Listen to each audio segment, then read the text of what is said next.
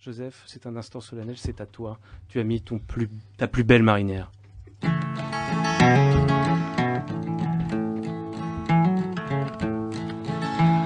Working Class Hero, héros populaires d'hier et d'aujourd'hui, du réel ou de l'imaginaire. Wow. Ces héros, on peut les trouver parfois là où on ne les attend pas. Alors, le héros de la lutte des classes dont on parle ce soir vous est familier, par sa dégaine nonchalante, sa tignasse en bataille qui témoigne déjà d'un esprit réfractaire à l'ordre établi, sa touche inimitable avec son éternel col roulé, ses blue jeans et ses espadrilles, dévoilant un insoumis au mode commercial vestimentaire du moment. Vous l'avez deviné, nous parlons ici de Gaston Lagaffe. Si on ne peut pas comparer les albums de ses aventures à des brûlots marxistes, quiconque en a un exemplaire dans sa bibliothèque pourra aisément y trouver un condensé de lutte des classes dans l'univers impitoyable du monde de bureau. Gaston, y a le téléphone qui sonne, y a jamais personne qui répond non, non, non, non. Vous le savez peut-être, lors d'une de ses premières apparitions en 1957 dans les pages du journal Spirou, Gaston est un héros sans emploi, un chômeur qui se tape l'incruste dans la rédaction du journal. C'était un running gag dans les marges de l'hebdomadaire qui n'était pas fait pour durer, et que le dessinateur Franquin avait imaginé pour se détendre de la pression du dessin de Spirou, la série phare du journal. Gaston, la précarité, y connaît. C'est en s'imposant par la force des choses, de haute lutte en quelque sorte, que Gaston a gagné sa place dans la vie active. Chargé ensuite du courrier des lecteurs, il le laisse s'accumuler, le planque, le détruit.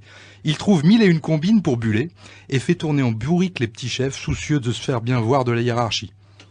Entre explosions multiples et maladresse à gogo, le gaffeur le plus célèbre de la BD est surtout un empêcheur de travailler en rond.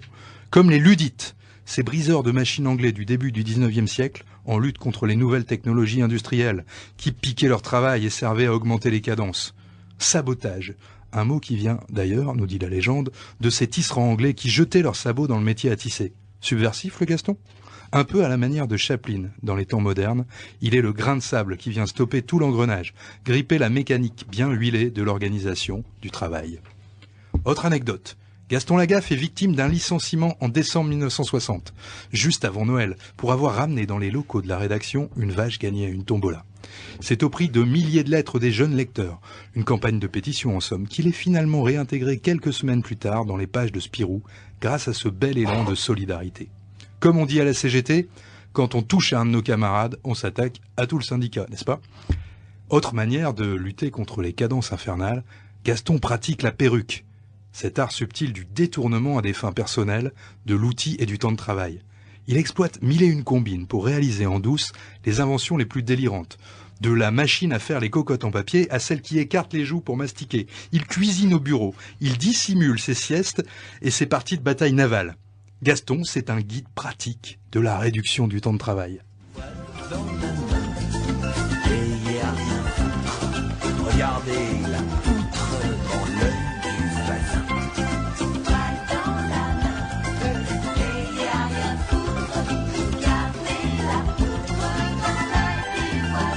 Alors certes, vous allez me dire, Gaston, c'est pas l'action collective et organisée, c'est pas le porte-parole monté sur un tonneau qui appelle ses collègues à la grève avec son mégaphone. C'est avant tout des stratégies individuelles pour en faire le moins possible. C'est un héros plutôt libertaire, mais qui s'attaque frontalement au symbole de l'ordre établi et de l'autorité.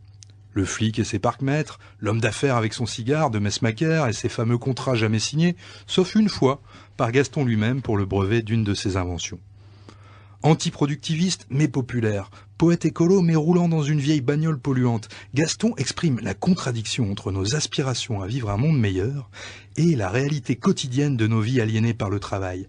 Il fait partie de ceux qui aident à prendre conscience du poids de nos chaînes. Et en ça, il répond à sa manière à l'interpellation du vieux Lafargue. On écoute Paul Lafargue. Une étrange folie possède les classes ouvrières des nations où règne la civilisation capitaliste. Cette folie traîne à sa suite des misères individuelles et sociales qui, depuis 2 siècles, torturent la triste humanité. Cette folie, c'est l'amour du travail, la passion moribonde du travail, poussée jusqu'à l'épuisement des forces vitales de l'individu et de sa progéniture. Au lieu de réagir contre cette aberration mentale, les prêtres, les économistes, les moralistes ont sacro-sanctifié le travail. Bon, merci Paul Lafargue. En gros, pour résumer, pour gagner le droit à la paresse, votez Gaston Lagaffe, ok ? Enfin